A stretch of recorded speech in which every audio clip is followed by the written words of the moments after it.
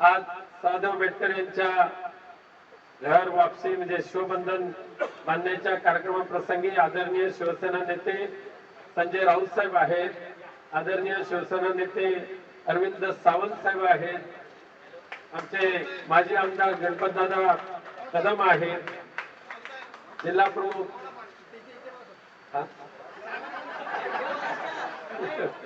जय महाराष्ट्र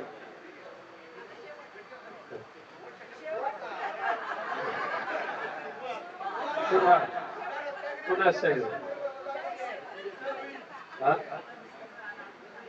कुलकाताई विश्वासराव आलेले आहेत, रवी डोळस आहेत, बाकी सर्वच पदाधिकारी आलेले आहात.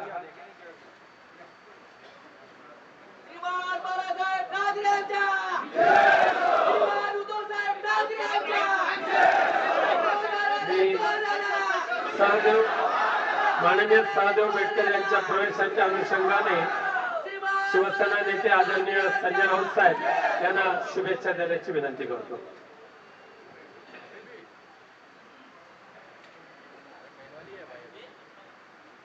आपले सन्माननीय पक्षप्रमुख उद्धवजी ठाकरे, विनायकजी राऊत, गणपत कदम पुण्यात आहे, अरविंद सावंत, सगळे कोकणचे सुपुत्र इथे हजर आहेत. आणि त्यात आता भर पडलेली आहे आपल्या सहदेवाची. महाभारतातली 3 प्रमुख पात्र इथे उपस्थित आहेत.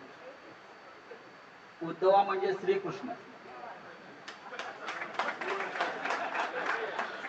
संजय आहे आणि सहदेव हे फार महत्वाचं पात्र होतं. धर्मराजाचा अत्यंत जवळचा जर कोण असेल तर तो सहदेव होता. आता तो श्रीकृष्णाच्या जवळ आहे. आपण सगळे शिवसेनेचे कार्यकर्ते, शिवसैनिक आहात आणि सहदेवांच्या येण्यानं हे जे नवीन कुरुक्षेत्रावरती महायुद्ध सुरू झालेलं आहे, हे युद्ध आपण जिंकणार आहोत कोकणातलं.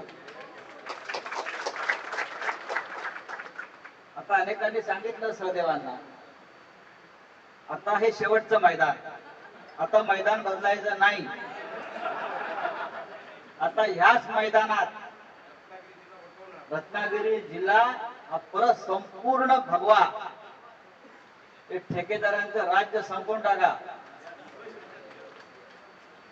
मी उद्धव साहेबांना इतकंच सांगेन, साहेब कोकण असेल किंवा संपूर्ण महाराष्ट्र असेल, हे आपण समोर पहा, एका कार्यकर्त्याच्या प्रवेशासाठी कोकणातून किती शिवसैनिक आणि किती कार्यकर्ते आले. सगळं जागेवर आहे, फक्त हवा आहे बाहेर. त्या हवेची दिशा सुद्धा बदलताना मला दिसते. आपण फक्त कोकणामध्ये एक दौरा करा, बरोबर ना? आपण कोकणच्या भूमीवर फक्त पाय ठेवा. आपण पहा कशी दाणादाण उडते ते. एक गद्दार राहणार ना औषधाला शिल्लक, ही सत्ता बित्ता आम्हाला नका तुम्ही घाबरवू. कोकणामध्ये आम्ही खूप लढाया केलेल्या आहेत. ही का पहिली वेळ आहे का? तेव्हा सहदेवजी आपल्याला हे लक्षात ठेवायचं आहे की लढणाऱ्या शिवसैनिकांना आपल्याला ताकद द्यायची आहे. आपला शिवसेना परिवारात प्रवेश झालेला आहे माननीय उद्धवजींच्या उपस्थितीत. नक्कीच आपल्याला पुढल्या भविष्यामध्ये राजकीय दृष्ट्या, सामाजिक दृष्ट्या त्याचा खूप फायदा झाल्याशिवाय राहणार नाही. पण आपली जी ताकद आहे ती यांच्या मागे उभी करा. जय हिंद, जय महाराष्ट्र. आणि मी माननीय बेटकर बोलतील आता स्वतः. सदैवजी बोल.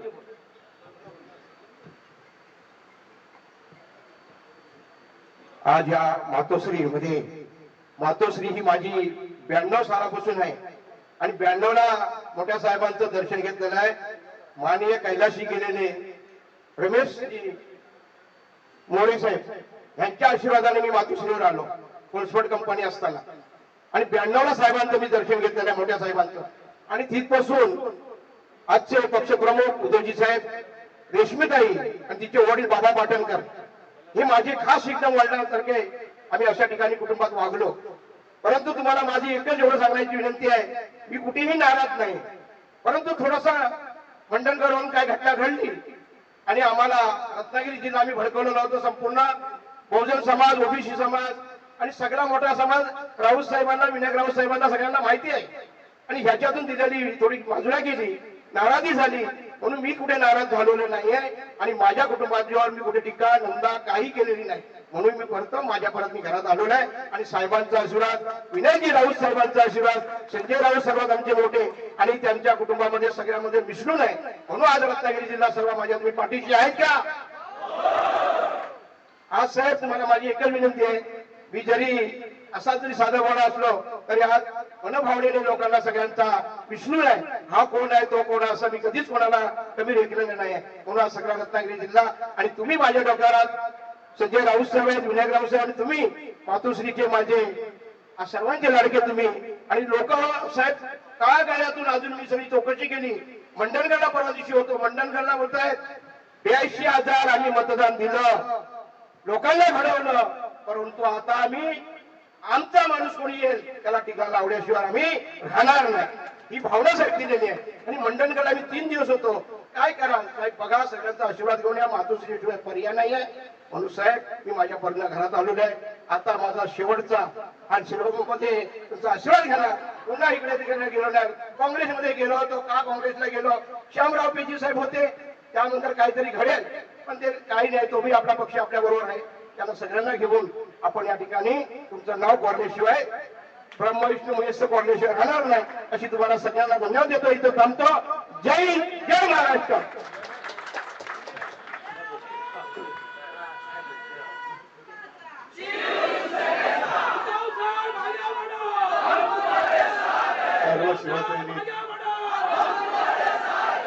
सर्व शिवसैनिक बांधवांनो आणि भगिनींनो, सहदेवराव एवढ्या जोरात बोलले की हा आवाज तड कोकणापर्यंत गेलेला असेल. आणि मला आणखीन काय बोलण्याची आवश्यकता आहे असं मला वाटत नाही. दत्ता, तुमचा वाढदिवस आहे, तुम्हाला उदंड निरोगी आयुष्य लाभो, दीर्घायुष्य लाभो अशी आई जगदंबेच्या चरणी आणि शिवचरणी प्रार्थना करतोय. आणि तुमचं खरंच कौतुक आहे की स्वतःचा वाढदिवस असताना सुद्धा शिवसेना वाढवण्यासाठी तुम्ही इथे आलात. ही वाढ महत्वाची आहे. नाहीतर आपले शिवसेना प्रमुख जे सांगायचे की रोज दिवसाकडे आपण वाढतच असतो, पण एक दिवस वाढल्यानंतर मी केलं काय? तर दत्तांसारखे अनेक शिवसैनिक आहेत, ते तुम्ही सुद्धा समोर माझ्या उभे आहात आणि राज्यभर पसरत आहेत. ते शिवसेना आतापर्यंत त्यांनी वाढवली आणि यापुढे सुद्धा वाढवण्यासाठी अहोरात्र मेहनत करत आहे. मगाशी संजय आपण म्हणालात की कोकणावर एक पाऊल टाका. मी नुसतं एकच नाही पाऊल टाकणार तर कोकण परत पालाक्रांत करणार बघू पण याच्यामध्ये. कारण काही काही वेळेला असं होतं, हा जो काही निवडणुकीचा निकाल लागला, खरं म्हणजे लोकसभा काय किंवा विधानसभा काय, हा कोकणातला निकाल आपल्याला सर्वांनाच अनपेक्षित होता. कसा कोणी विजय मिळवला, काय काय केलं, या सगळ्या गोष्टी आता सुरस कथा या बाहेर यायला लागलेल्या आहेत. लोकांना कदाचित एका वेळेला कोणीतरी मूर्ख बोलू शकत असेल, पण आज ज्याप्रमाणे तुम्ही आलेला की कोकणामध्ये या, असा अख्खा महाराष्ट्र, मला माझे शिवसैनिक आहेत, काही शेतकरी आहेत, सर्व स्तरातले की साहेब आम्ही फसलो, आम्हाला फसवलं गेलं. ज्या ज्या काही थापा मारल्या त्या आता सगळेजण हात वर करून मोकळे झालेले आहेत. आणि आता खरी आपली शिवसेनेची गरज या राज्यातल्या जनतेला आहे. सर्व लोकांना कल्पना आहे की दिलेल्या शब्दाला जागणारा एकच पक्ष आहे, तो म्हणजे शिवसेना. आणि शिवसेना एकच आहे, दुसरे ते कोण आहेत? एसएनशी ते लोकच म्हणतात एसएनशी. ही सगळी लोक, त्यांना काय तेंडा नाही, बुडका नाही, नुसतं कशाला तरी स्वतःच्या लाभापायी, लोभापायी ही केलेली माणसं आहेत.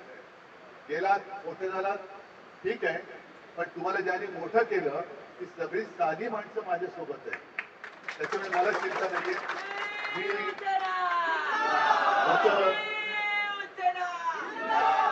जसं येत्या 16 तारखेला मी नाशिकला जातोच आहे, ते 1 दिवसाचं शिबिर आहे. याचा अर्थ असा नाही की मी नाशिकचा मोठा दौरा करतोय, नाही, नाशिकला शिबिर घेतोय.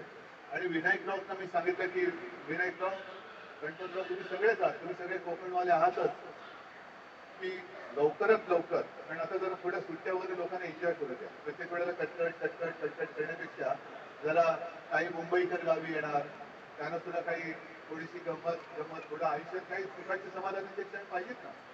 आणि नंतर मात्र माझा सलग दौरा अगदी तळ कोकणापासून वरपर्यंत हा मी करणार आहे. जिथे जिथे तुम्ही सांगाल तिथे तिथे मी येणार आहे. पण तोपर्यंत सहदेवराव, तुम्ही आता शिवबंधन बांधलेलं आहे. मध्ये थोडंसं तुम्ही म्हणालात की काही स्थानिक पातळीवरती, पण या स्थानिक पातळीवरती या थोड्या कुरकुरी जरी झाल्या तरी आपलं घर तरी सोडायचं नाही. आता परत घरी आलेला आहात, आपल्या घरामध्ये जे कोणी आधी गद्दार होते, मी त्यांचा आणि तुमच्यामध्ये फरक एवढ्यासाठी करतोय की तुम्ही निष्ठेने सगळे प्रामाणिक राहिले, निष्ठेने राहिला. आणि आज सुद्धा तसं पाहिलं तर जे जात आहेत त्यांच्या लेखी आपल्याकडे काही नसेल, पण माझ्यासाठी तुम्ही सगळेजण आहात हेच केवढं तरी माझं मोठं वेळ होतं. आणि तुम्हाला सगळ्यांना जसं मी आपल्या जिल्हा प्रमुखांना शुभेच्छा दिल्या तसं तुम्हाला सुद्धा उदंड निरोगी दीर्घायुष्य लाभो अशी शिवचरणी प्रार्थना करतो. असेच सगळे येत राहा, मी पण तुमच्याकडे येईन. आणि परत एकदा आपला कोकण पूर्ण वरपासून खालपासून वरपर्यंत एकही कोपरा असं सोडायचं नाही की जिकडे भगवा फडकलेला असेल. सगळ्यांना शुभेच्छा देतो. जय हिंद, जय महाराष्ट्र.